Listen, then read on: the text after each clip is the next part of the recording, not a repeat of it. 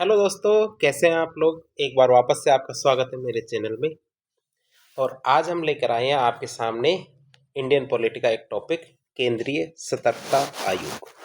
Short में कहें तो इसे सीबीसी कहेंगे। क्या कहेंगे? सीबीसी। ये लिखा हुआ सेंट्रल विजिलेंस कमीशन, बीच में बनी हुई है आंख, अर्थात यह आंख की तरह कार्य करता है। किसकी तरह कार्य करता है? आंख की तरह कार्य करता है, अर्थात पूरी नजर, या जिसको कहते हैं ना पैनी नजर बना के रखता है। किसके ऊपर? विजिलेंस की तरह, कि कौन भ्रष्टाचार कर रहा है, कौन गड़बड़ कर रहा है, कौन गड़बड़ नहीं कर रहा है, इसके मामले में यह पैनी नजर बना के रखता है। कौन? केंद्रीय सतर्कता आयोग। अब स्थापना की बात करें तो इसकी स्थापना 11 फरवरी 1964 को की गई थी। कब?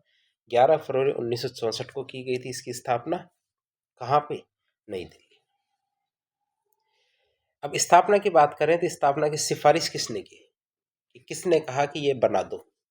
तो इस आयोग की स्थापना के संथानम की अध्यक्षता में एक समिति बनाई गई थी, भ्रष्टाचार निवारण समिति। कौन सी? भ्रष्टाचार निवारण समिति बनाई गई थी।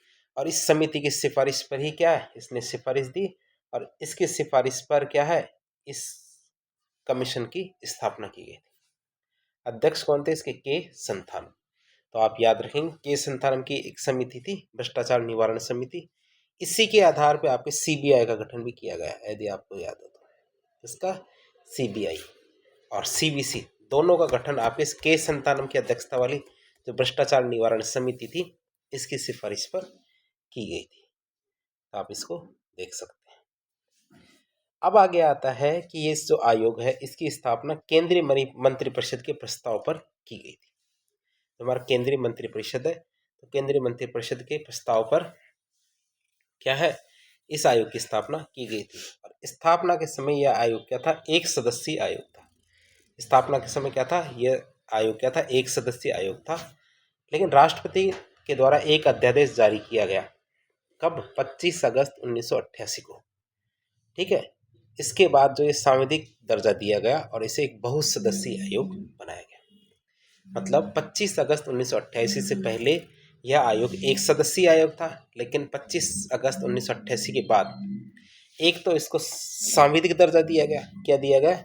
एक तो इसको सांविधिक दर्जा दिया गया, साथ साथ इसको क्या बना दिया गया? बहुसदस्यीय आयोग बना दिया। तो ये तारीख याद रखना आप, 25 अगस्त 1988। फिर आता है हमारे सर्वोच्च न्यायालय। तो सर्वोच्च न्यायालय की सलाह पर 2003 में आयोग के लिए अलग से अधिनियम पारित करने के लिए कहा गया। तो इसको लिए फिर अलग से अधिनियम पारित किया गया और सांविधिक आयोग का दर्जा दिया गया। अर्थात यह जो दर्जा आज मिला हुआ है, यह 2003 से इस आयोग को प्राप्त है। ठीक है। केंद्रीय सतर्कता आयोग जो विधेयक है ना, संसद के दोनों सदनों के द्वारा 2003 में पास किया गया। राष्ट्रपति ने 11 दिसंबर 2003 को इस विधेयक को मंजूरी दी थी। कब? 11 सितंबर 2003 को इस विधेयक को मंजूरी मिल गई। तो इस तरह आपने देख लिया, इसकी स्थापना हमने कर दी है। अब आगे बात करें हम, स्थापना के समय यह सांविधिक आयोग नहीं था। जब इसकी स्थापना की गई थी तो स्थापना के समय क्या था? यह आयोग था ना, यह सांविधिक आयोग नहीं था। अर्थात यह आयोग दिल्ली पुलिस स्थापना अधिनियम के तहत कार्य करता था। किसके तहत कार्य करता था? दिल्ली पुलिस स्थापना अधिनियम के तहत कार्य करता था। लेकिन वर्तमान में यह आयोग क्या है? एक सांविधिक आयोग है। यह आयोग क्या है? एक सांविधिक आयोग है। अब बात करते हैं इसकी कि यह, इसके उद्देश्य क्या है। अर्थात इसकी स्थापना तो कर दी हमने, लेकिन किन उद्देश्यों को देखकर इसकी स्थापना की गई है। केंद्रीय लोक सेवा जो अधिकारी है, अर्थात हमारे सेंटर के जो अफसर है, अधिकारी हैं, उनके विरुद्ध यदि भ्रष्टाचार के मुद्दे होते हैं तो उनमें यह सलाह प्रदान करता है। केंद्र सरकार के जो अधिकारी हैं, उनके विरुद्ध यदि भ्रष्टाचार के मुद्दे होंगे तो उसके मामले में यह सलाह प्रदान करेगा कि किसके खिलाफ हमें कैसी सजा या क्या कार्य करना चाहिए। आयोग का मुख्य कार्य भ्रष्टाचार के खिलाफ कार्रवाई करना है, कि देश के अंदर जो केंद्रीय कर्मचारी है उनके द्वारा भ्रष्टाचार नहीं किया जाना चाहिए। और इसके लिए क्या कार्रवाई कौन करवाता है? यह आयोग। अब इसका उद्देश्य देख लिया हमने। अब संरचना की बात करें तो इस आयोग की संरचना क्या है। जब ये स्थापना की गई थी तब ये क्या था, एक सदस्यीय आयोग था, अर्थात इसमें केंद्रीय सतर्कता आयुक्त बैठते थे, अर्थात सेंट्रल विजिलेंस कमिश्नर इसके अंदर बैठते थे। लेकिन 25 अगस्त 1988 को इसे बहुसदस्यीय आयोग बना दिया, अर्थात एक तो हमारे सेंट्रल विजिलेंस कमिश्नर होगा और 2 अदर विजिलेंस कमिश्नर होंगे। तो कुल मिला के कितनी सदस्य संख्या कर दी इसकी, 3 सदस्य संख्या कर दी। तो आप ये याद रखेंगे, जो हमारे केंद्रीय सतर्कता आयोग है इसकी जो सदस्य संख्या अब कितनी है, 3। और इसमें केंद्रीय सतर्कता आयुक्त तो 1 है और अन्य सतर्कता आयुक्त कितने हैं, 2। तो हमने इनकी संख्या भी देख ली। अब देखते हैं इनकी नियुक्ति कैसे की जाती है। केंद्रीय सतर्कता आयोग है और अन्य सतर्कता आयुक्त है, इनकी नियुक्ति राष्ट्रपति के द्वारा की जाती है। किसके द्वारा, राष्ट्रपति के द्वारा की जाती है। और जो एक चयन समिति बनाई जाती है उसकी सिफारिश पर की जाती है। और उस चयन समिति में क्या होते हैं, 3 सदस्य। चयन समिति में क्या होते हैं, 3 सदस्य होते हैं। और वो कौन कौन होंगे, हमारे प्रधानमंत्री, लोकसभा में विपक्ष का नेता और केंद्रीय गृह मंत्री। कौन कौन होंगे, एक तो हमारे प्रधानमंत्री होंगे, लोकसभा में विपक्ष का नेता और केंद्रीय गृह मंत्री। तो ये 3 सदस्यों की एक समिति बनेगी और इस समिति के आधार पर राष्ट्रपति सतर्कता आयुक्त और अन्य सतर्कता आयुक्त दोनों की नियुक्ति करेगा। तो पुनर्नियुक्ति की बात करें कि एक बार नियुक्ति करने के बाद क्या दोबारा भी नियुक्ति की जा सकती है, नहीं। एक बार नियुक्ति करने के बाद उनकी पुनर्नियुक्ति नहीं होगी। अब कार्यकाल की बात करें तो ये कार्यकाल सबसे ज्यादा विशेष है इसका, ये ऐसा कार्यकाल किसी में भी नहीं है कि केंद्रीय सतर्कता आयोग में केंद्रीय सतर्कता आयुक्त या अन्य सतर्कता आयुक्त, इनका कार्यकाल 4 साल और 65 साल जो भी पहले हो वो है। अर्थात किसी भी मामले में एक अमेरिका का राष्ट्रपति ही ऐसा है जिसका कार्यकाल 4 साल का है, या फिर हमारे केंद्रीय सतर्कता आयुक्त और अन्य सतर्कता आयुक्त है, इनका कार्यकाल 4 वर्ष है। नहीं तो बाकी कहीं भी हमें 4 वर्ष का कार्यकाल नहीं देखते। अब ये हमने नियुक्ति देख ली, सब चीजें देख ली। अब उसको पद से हटाने की या फिर निष्कासन की क्या प्रक्रिया है वो देख सकते हैं। आयोग के जो केंद्रीय सतर्कता आयुक्त और सतर्कता आयुक्त है वो सर्वोच्च न्यायालय की सलाह पर राष्ट्रपति के द्वारा ही हटाया जा सकता है। किस आधार पे, सर्वोच्च न्यायालय की सलाह पर राष्ट्रपति के द्वारा हटाया जा सकता है। और पद से हटाने के क्या आधार होंगे, अर्थात किस आधार पर उसे हटाया जाएगा, तो वही हमारे 5 आधार पुराने, दिवालिया घोषित होने पर, पागल होने पर, अपराध में दोष सिद्धि होने पर, अक्षमता के आधार पर, लाभ का पद धारण करने के आधार पर। तो दिवालिया घोषित होने पर, पागल होने पर, अपराध में दोष सिद्धि होने पर, अक्षमता के आधार पर और लाभ का पद धारण करने के आधार पर, तो इन 5 आधारों पर राष्ट्रपति सुप्रीम कोर्ट की जांच के आधार पे हटा सकता है। अब कदाचार और अक्षमता के आधार पर सर्वोच्च न्यायालय के न्यायाधीश के द्वारा जांच की जाती है, फिर राष्ट्रपति हटाता है। और बाकी जो दिवालिया, पागलपन, दोष सिद्धि और लाभ का पद, तो ये आधार है, इनके आधार पर क्या है, बिना जांच के भी वह हटा देगा। बाकी कदाचार और अक्षमता होता है ना, इनके मामले में तो जांच के बाद ही हटाया जाएगा। तो ये हमने पहले भी ये सारे आधार देख लिए, एक बार और देख रहे हैं इसको। अब सीवीसी है हमारी, तो उसको कितनी तनख्वाह मिलेगी। आयोग के सदस्यों के वेतन और भत्ते का निर्धारण कौन करेगा, संसद। जो आयोग है, आयोग के सदस्य हैं, उनके वेतन और भत्तों का निर्धारण कौन करेगा, संसद के द्वारा किया जाएगा। अब निर्धारण किया है कि नहीं किया, तो उनके सदस्यों के वेतन और भत्ते का निर्धारण यूपीएससी होता है, उसके अध्यक्ष और सदस्यों के बराबर होता है। कितना, यूपीएससी का अध्यक्ष और सदस्यों के बराबर उसके अध्यक्ष और सदस्यों का वेतन होता है। रिटायरमेंट की बात करें तो आयोग का सदस्य रिटायरमेंट के बाद केंद्र और राज्य सरकार के अधीन किसी भी पद का पात्र नहीं होगा, अर्थात उसे कोई भी पद नहीं दिया जा सकता। एक मिनट,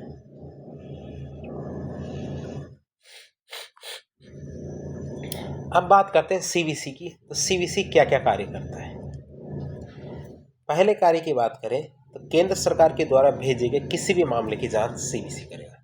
केंद्र सरकार यदि कोई भी मामला सीवीसी को देगा तो उसकी जांच कौन करेगा, हमारे सीवीसी।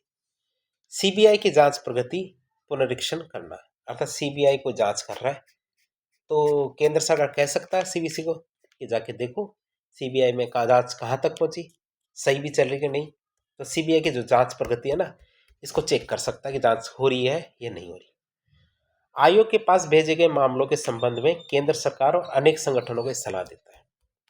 आयोग के पास जो मामले भेजे जाते हैं इस संबंध में केंद्र सरकार और अनेक संगठन होते हैं ना दूसरे, उनको सलाह देता है कि वह इस मामले में ये वाला कार्य किया जाना चाहिए, उस मामले में वो वाला। भ्रष्टाचार के तहत अपराधों की जांच के संबंध में सीबीआई के कार्यों का अधीक्षण करेगा। कि मामला कौन सा है? भ्रष्टाचार। उसकी जांच तहत यदि अपराध आ रहा है तो सीबीआई के जो कार्य होंगे उनका अधीक्षण कौन करेगा? सीबीसी। केंद्र सरकार और इसके मंत्रालय और विभाग के जो सतर्कता प्रशासन है उस पर नजर बना के रखेगा। केंद्रीय और अखिल भारतीय सेवाएं अर्थात जो हमारे सिविल सर्वेंट है उनके संबंध में सतर्कता और अनुशासनिक जो मामले हैं उनमें कानून बनाते समय केंद्र सरकार को सलाह देगा कि कौन कौन से कानून होने चाहिए।